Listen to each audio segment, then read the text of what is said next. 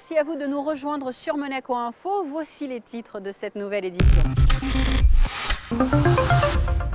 Le nom du nouvel archevêque de Monaco a été dévoilé. Bilan d'étape pour le Conseil stratégique pour l'attractivité. Dubaï 2020, le point sur le pavillon de Monaco. La Fighters Cup, le Cirque FC au bout du suspense. Et votre Focus Info à la découverte des traditions dansantes et musicales balinaises. Il a annoncé il y a déjà quelques semaines, Monseigneur Bernard Barcy quittera ses fonctions d'archevêque lundi prochain, le 27 janvier, jour de la Sainte Dévote. En attendant, en ce début d'après-midi, mardi, le nom du nouvel archevêque de Monaco a été dévoilé au cœur de l'Agora, la maison diocésaine, où se trouvait Yannick de Bever. Écoutez, je suis à la fois très heureux que mon successeur soit enfin nommé, mais en même temps, je prends conscience aussi que mon ministère va s'arrêter à Monaco. Et donc, j'ai une certaine nostalgie de quitter tous ceux que j'ai servis et que j'ai aimés finalement pendant ces 20 ans. Alors, je ne le connaissais pas. J'ai pu parler avec lui déjà depuis une quinzaine de jours. Donc les premiers contacts téléphoniques ont été très bons. J'ai l'impression d'avoir rencontré, d'avoir eu à l'appareil un homme à l'écoute, un homme qui a envie de venir ici pour travailler, pour prendre la suite. Voilà, je me suis senti en communion très forte avec lui. Je lui ai dit que c'était un petit diocèse par la taille, mais un grand diocèse par son rayonnement et par son activité. Parce que quelquefois, les gens de l'extérieur se disent « Oh, à Monaco, qu'est-ce qu'on doit faire ?» Vous savez, je crois que l'évêque ne s'ennuie pas et qu'il a toujours beaucoup de travail à faire, mais un travail qui l'enthousiasme. J'ai déjà plein de projets, mais le premier projet, c'est d'abord de me reposer, de m'installer tranquillement et de prendre un rythme beaucoup plus adapté à celui de mon âge. J'ai bientôt 78 ans, donc il faut quand même que je ralentisse un peu et que je puisse un peu prendre de temps pour moi, parce que jusqu'à présent, je ne pensais jamais à moi-même, j'étais toujours pris par mon travail, par mon apostolat. Et donc je pense que c'est nécessaire que je puisse répondre après aux demandes qui vont m'être faites, parce qu'on m'a déjà fait beaucoup de propositions pour différentes actions. Et nous vous proposons donc tout naturellement à présent d'écouter le nouvel archevêque de Monaco. Il réagit au micro d'une équipe de KTO.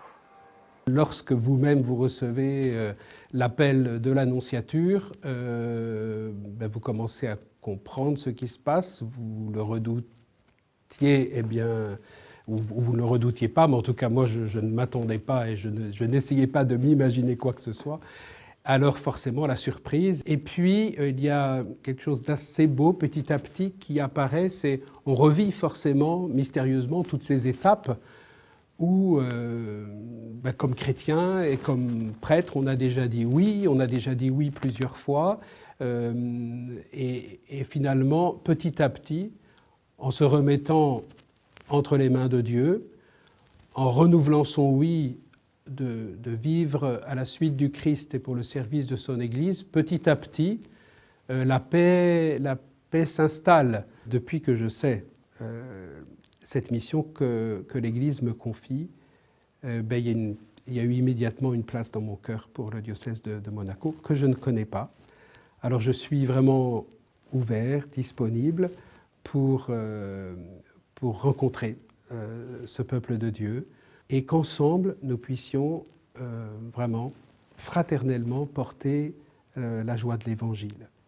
C'est en 2011 qu'a été créé le Conseil stratégique pour l'attractivité selon la volonté de son Altesse Sérénissime le Prince Albert II. Alors après 9 années d'existence, un cocktail a été organisé afin de dresser le bilan des grandes actions menées, actions sur lesquelles revient Patricia Navarro dans ce reportage. Le développement de la principauté est intimement lié à son attractivité. Cela porte sur de très nombreux domaines et demande une exigence quotidienne. C'est de ce constat qu'est né en 2011 le Conseil stratégique pour l'attractivité. Depuis cette date, des experts issus de l'administration, mais plus particulièrement du secteur privé, ainsi que des résidents, sont invités à échanger ensemble très régulièrement pour formuler des recommandations. 5 groupes de travail ont été créés autour de 15 membres de droit, tous bénévoles au service de Monaco. Effectivement, tout le monde s'implique bénévolement. Vous avez eu le listing, plus de 300 heures de travail, des propositions qui sont faites dans les différents clusters et secteurs d'activité sur lesquels nous travaillons, et puis une osmose et une écoute un respect mutuel du gouvernement, des chefs de service. Les réunions se passent dans un esprit très constructif pour faire avancer Monaco et pour rendre Monaco plus attractif. Pourquoi ? Parce que clairement, tout le monde a vraiment pris conscience que Monaco avait besoin de toujours être attractif. Et dans le monde dans lequel nous vivons, c'est un effort sans cesse renouvelé pour faire mieux au quotidien. Parce que nous dépendons de l'étranger. On n'a pas de mine d'or, pas de pétrole, pas d'agriculture ici. C'est le travail de chacun qui apporte l'énergie et, j'allais dire, la richesse, en tout cas, ce qui nous fait vivre tous ensemble. Le Conseil stratégique pour l'attractivité a pour ambition de donner la parole au plus grand nombre pour nourrir les échanges et favoriser le partage d'expériences. Plus de 150 personnes ont été invitées à venir témoigner dans les différents groupes de travail. C'est vrai que le public peut être invité à venir donner leur avis, mais en général, ce sont des membres, une centaine de personnes qui réunissent. Au début, il y avait des thèmes, des sujets, par exemple, immobilier, par exemple, shipping. Maintenant, c'est plutôt des sujets clés, précis.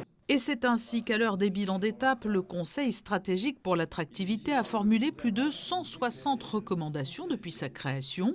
Il a contribué à de nombreuses avancées dans le domaine des lois de finances, sur les trusts par exemple. Des réflexions avancées sont actuellement en cours autour de la thématique de la philanthropie pour actualiser le droit sur les fondations qui a été établi à Monaco en 1922, ou le droit de suite, peu connu, qui est une sorte de royalty payée aux artistes lors de la vente ultérieure de l'une de leurs œuvres et qui aujourd'hui ne dispose pas de plafond à Monaco, comme cela est le cas en revanche dans les pays voisins. Direction à présent le Café de Paris où Monaco Interexpo proposait un point sur l'avancement des travaux du pavillon de Monaco à la prochaine grande exposition de Dubaï, Dubaï 2020. Vanessa Dessy était sur place pour vous. Monaco 360 degrés, un monde d'opportunités. Voici le thème de l'Expo 2020 qui se déroulera à Dubaï. L'architecture du pavillon de Monaco surprendra certainement en intégrant ses multiples facettes. Les caractéristiques de la principauté, ses métiers, ses actions, sa diversité seront mises à l'honneur. L'occasion de créer des opportunités inconnues offertes par notre pays. Le pavillon, déjà pour le grand public, l'espace scénographique va être remarquable, avec un mélange d'informations destinées à un public initié, mais également à un public qui va juste ouvrir les yeux et découvrir Monaco, mais également aux enfants, puisqu'il faut aussi que ce soit un peu ludique. Donc je pense que l'espace scénographique aura beaucoup de succès, et ça se terminera par ce show avec le Monaco 360, qui va être, je pense, tel un feu d'artifice. L'ambition pour les équipes d'MIE est de finaliser les extérieurs du pavillon Monaco au plus tard au mois d'avril, période à laquelle l'électricité sera autoproduite sur site. Vous savez que le but avoué, c'est d'être complètement autonome en termes de consommation d'électricité. Sur les 6 mois, nous n'y arriverons pas, donc on a décidé de construire plus tôt, de mettre en route les panneaux solaires dès le mois d'avril. On va distribuer le courant à la ville de Dubaï qui nous le restituera pendant l'exploitation du pavillon. Donc ça, c'est extérieurement, fin avril, ce sera terminé. Et l'agencement intérieur, la décoration sera finie à fin septembre. Et pour ceux qui n'auront pas la possibilité de se rendre à Dubaï, un mini pavillon de Monaco sera installé sur le quai Albert Ier. Nous aurons le deuxième banc interactif, c'est là où les usagers pourront aller discuter avec les visiteurs du pavillon de Dubaï, mais également des écrans qui vont retranscrire toutes les informations en temps réel, combien on produit d'électricité, combien on nettoie d'eau grise, combien il y a de visiteurs depuis le début de l'expo et puis juste aujourd'hui.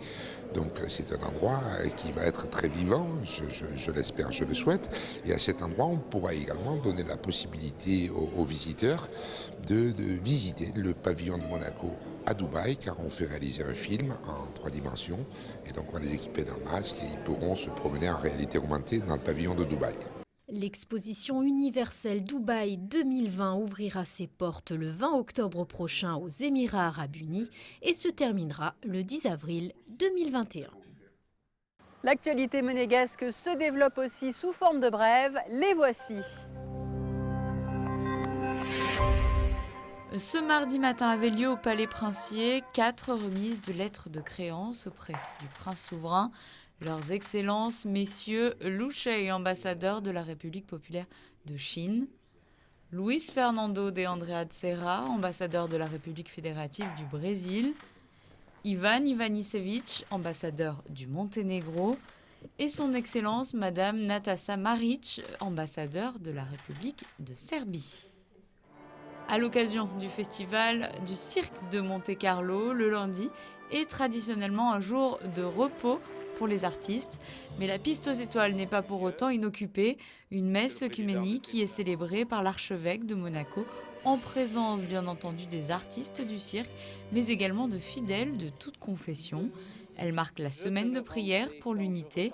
Vous pourrez retrouver cette cérémonie dans son intégralité ce dimanche 26 janvier à 10h sur notre antenne. Depuis 15 ans, l'Union des commerçants et artisans de Monaco organise un concours de vitrines sur le thème du cirque durant le festival de Monte-Carlo. 3 boutiques se sont distinguées à Monaco. Le premier prix revient à Dubernay Gastronomie Maison Mulot. Sur la deuxième marche du podium, Lola 7 ou Paracet ou à Monacoville. Et enfin, Marie Dentelle. Le prix de la ville de Beau-Soleil revient quant à lui à Mariti Maison de Beauté. Et nous allons rester dans la thématique liée au cirque avec la première édition de la Fightheads Cup, un match caritatif organisé dans le cadre du Festival international du cirque de Monte-Carlo. Le match s'est déroulé lundi soir au Stade Louis II en présence de nombreuses stars du monde du football. Frédéric Elion était sur place. Des anciennes gloires aux joueurs emblématiques de l'AS Monaco comme Didier Deschamps, Ludovic Giuli ou les indissociables Gaël Givet et Toto Schillaci. Des grands noms du foot comme Patrick Vieira ou William Gallas, tous ces joueurs ont participé à la première édition de la Fightheads Cup.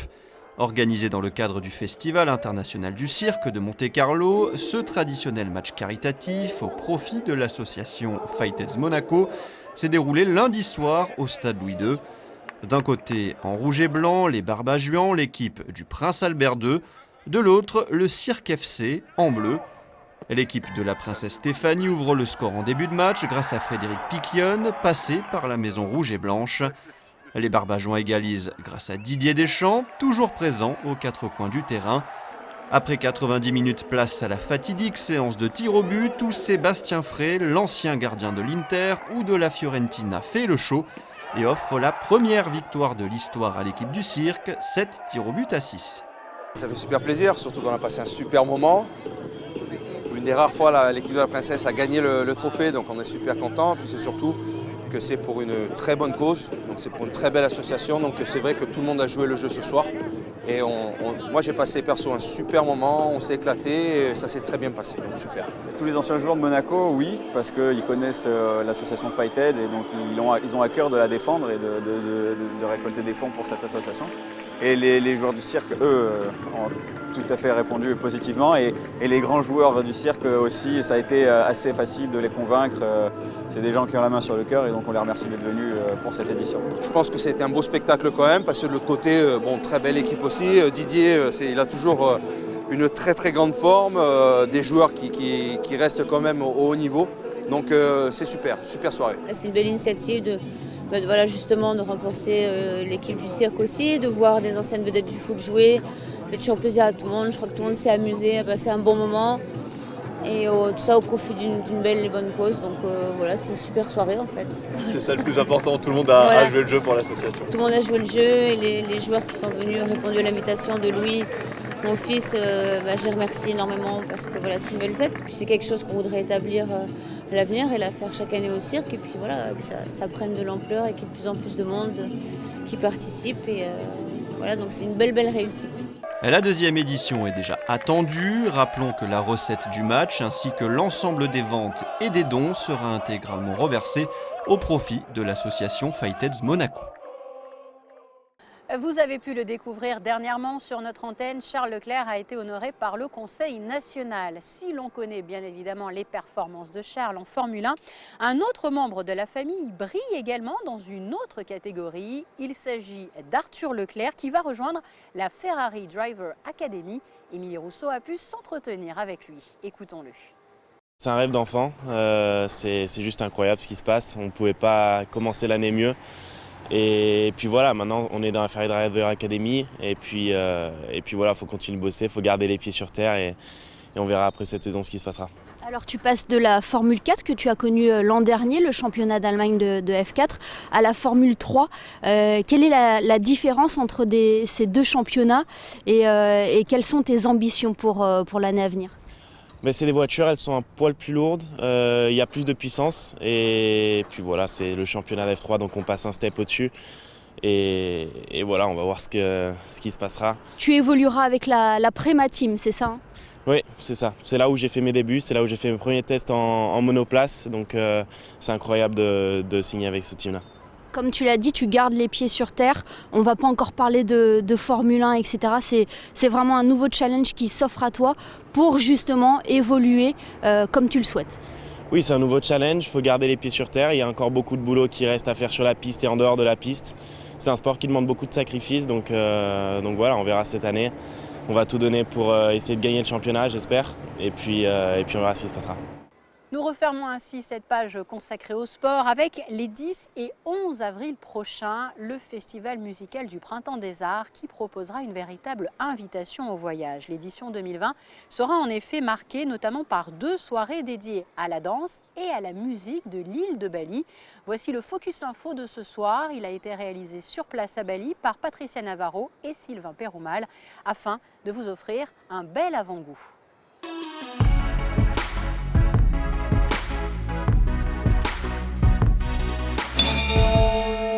Sa végétation luxuriante est envoûtante. Des paysages de rizières à perte de vue, le sourire de ses habitants et la chaleur de leur accueil font de Bali l'une des nouvelles grandes destinations touristiques mondiales. Mais au cœur de l'île, bien loin des rivages parfois surpeuplés, un petit village révèle l'âme de Bali. À Sebatu, les habitants perpétuent l'une des autres grandes richesses du pays, sa culture. Ici, il est presque un devoir citoyen de cultiver les traditions en jouant de la musique et en dansant. Riziculteurs, sculpteurs, étudiants, prêtres, toutes les générations sont réunies sur scène autour du gamelan, qui est l'ensemble instrumental emblématique de l'île, indissociable des danses. Et c'est cette troupe qui se produira à Monaco au mois d'avril, lors du prochain festival Printemps des Arts, une invitation au voyage, une ouverture vers d'autres formes artistiques. Depuis plusieurs années, j'ai pris un parti très clair d'inviter des cultures différentes, des cultures occidentales. C'est de permettre aussi au public, je dirais, une déstabilisation des codes, si je puis m'exprimer ainsi. C'est-à-dire habituer les gens à une certaine tolérance dans l'écoute. Et pendant près d'une semaine après de premiers repérages, il y a un an déjà, Marc Monet est retourné à Sebatu pour mettre la dernière main au spectacle qui sera proposé à Monaco. À ses côtés, pour jouer les interprètes, mais surtout parce qu'elle connaît mieux que personne le village de Sebatu pour y avoir de la famille et pour y avoir fréquemment séjourné, la responsable de l'agence de communication Opus 64. Leur activité principale n'est pas la musique et la danse. La seule chose, c'est que dans tout village à Bali, on trouve, chaque village a son propre gamelan et sa propre troupe de danse. Les très jeunes s'essayent à partir de l'âge de 4, 5, 6 ans à la danse et il y a une pratique quotidienne parce que la danse et la musique font partie intégrante de leur culture puisque pour la plupart du temps, elles participent aux fêtes religieuses dans les temples. Et cette connaissance intime de la musique et de la danse sont absolument indissociables des cérémonies religieuses de la religion hindouiste balinaise. Le professionnalisme de la troupe de Sebatu a fait la renommée de ces artistes qui, sous la houlette de leur maître de danse, répètent sans relâche à un peu plus de 2 mois de leur prestation à Monaco. Notre objectif de départ dans la préparation de cette tournée à Monaco, c'était de faire connaître l'art et la culture balinaise à Monaco. Et je sais que la Principauté est un très beau pays, féru de culture. Donc j'ai réfléchi à la meilleure manière pour faire connaître notre culture et nos arts. Deuxièmement, le plus important était aussi de montrer comment nous conservons nos traditions, et plus particulièrement la danse et la musique ancestrale. La visite à Sebatou de Marc Monet a notamment permis de finaliser certains aspects du spectacle, le maquillage par exemple. Les artistes se maquillent eux-mêmes, mais ils ont laissé le choix des teintes à Marc Monet. Le maquillage, c'est vraiment la chose la plus importante avant de revêtir les costumes. À partir de ce maquillage, nous allons pouvoir voir les expressions qui s'en dégageront et qui appuieront notre jeu lorsque nous danserons, que ce soit les moments souriants du spectacle ou les moments de colère lorsque nous combattons sur scène. Le maquillage détermine tout cela. Pour ce spectacle, nous avons montré à Marc Monet deux possibilités. Le choix est en lien aussi avec la nature même du spectacle. Lorsqu'il s'agit d'un spectacle très énergique, nous utilisons beaucoup plus de couleurs, du rouge, du bleu et également du jaune. Mais aujourd'hui, nous avons opté finalement pour ce look qui est pour nous beaucoup plus naturel, avec des tonalités marron qui seront le reflet de l'expression des danseurs. D'abord, il faut écouter. C'est la première règle. C'est-à-dire que moi, je ne suis pas balinais. Je ne connais pas la culture à 100%, donc je dois être vraiment humble par rapport à ça et faire attention. Donc j'écoute. Et quand je vois les photos qu'il nous présentait des maquillages, des différents maquillages, on voit bien aussi l'influence négative du tourisme, c'est-à-dire qu'il y avait des maquillages qui étaient surévalués, je dirais, et qui correspondent bien à ce que demandent certains touristes, c'est-à-dire d'avoir quelque chose de très marquant, etc. Ce qui, a priori, n'est pas la tradition. Et donc, j'ai préféré qu'ils aient un maquillage léger, comme ils le font d'habitude. Dans les danses balinaises, effectivement, l'expression est très importante et ce maquillage, s'il est trop prononcé, peut nuire au résultat final, notamment le jeu des yeux. Oui, tout est fragile. Le travail des mains qui est considérable, l'expressivité, le déplacement de la tête, etc. Tout est important, tout est travaillé dans le détail. Donc évidemment, si on met un costume, par exemple, de mauvais goût, je dirais, ça va nuire complètement à la danse, même si la danse ne change pas. Donc c'est tout un équilibre, fragile, comme je dis. Ouais. Et justement, les couleurs chatoyantes des costumes sont également là pour donner encore plus d'emphase aux personnages et aux danses. Les couleurs des costumes sont conformes au personnage qui est incarné. Elles sont ensuite combinées entre elles. Si c'est un personnage brutal, il y aura du rouge. Le blanc est une couleur de pureté. Quant au rose et au jaune, cela symbolise le raffinement, car il s'agit ici d'un jeune prince. Ce que dit Pakcherita, c'est qu'au départ, il avait mis le Rejang, le Nandir avec les 8 danseuses, parce que le Rejang est interdit, donc on est obligé de commencer par le Nandir avec 8 danseuses, mais comme on a 3 solos qui s'enchaînent derrière, c'est ça qui est le problème. Voilà, mais ce qu'il vient de dire, c'est qu'il y a OK, il n'y a pas de problème, on commence par un solo. Parce qu'il y a 3 solos sur 4. Et au gré des discussions et des imprévus, c'est tout le filage du spectacle qui est revu. En effet, l'une des danses retenues ne pourra finalement pas être présentée à Monaco. On a appris il y a quelques semaines, on va dire, qu'il y avait une danse qu'on avait prévu de programmer qui est en fait interdite à l'exportation et qui ne peut être dansée que à l'occasion de cérémonies religieuses. Donc on ne peut pas, on a dû pas changer le programme, mais enlever cette danse, et donc on est obligé de retravailler sur l'équilibre de la soirée parce qu'il y a 3 solos et une danse collective. Ouais. Et en fait, avoir les 3 solos d'affilée, c'est pas tout à fait évident. Voilà. Ça a déséquilibré le programme. Oui, là, il y a le compositeur qui reprend le dessus. Hein. Non, mais c'est le problème d'équilibre, c'est très important, y compris pour ces musiques et ces danses. Mais pour se rendre compte des enchaînements et de la tonalité générale du spectacle, rien de mieux que de voir les artistes sur scène. La troupe a donc proposé à Marc Monet et Valérie Samuel une représentation dans le petit théâtre situé à quelques mètres du temple principal de Sebatou, avec pour spectateurs, au premier rang, les jeunes enfants du village, déjà très attentifs et sensibles aux traditions balinaises, intimement liées à la religion et au sacré. Danse de groupe, solo, s'enchaînent harmonieusement sous le regard de Marc Monet, visiblement sous le charme de cette troupe d'amateurs, mais dont le travail est incroyablement professionnel. Le plus jeune n'a que 12 ans.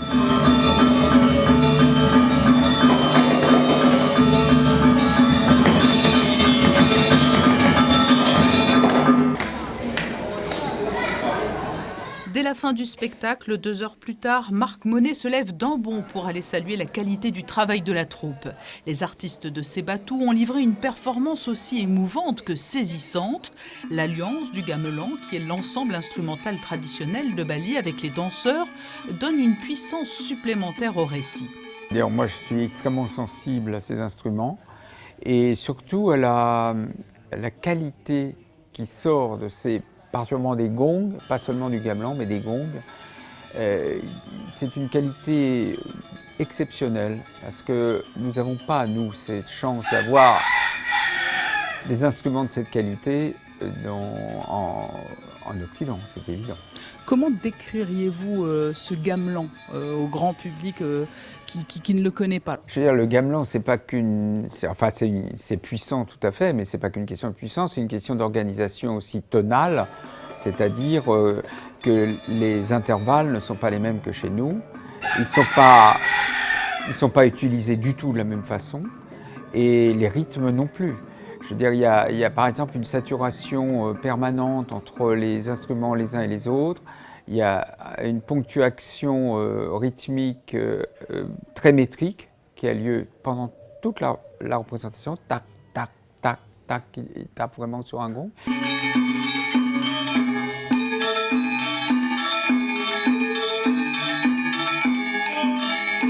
Et puis il y a aussi une espèce de pluralité rythmique pour certains musiciens qui ne rentrent pas en contradiction, mais qui quand même déstabilisent l'ensemble de l'aspect mélodique.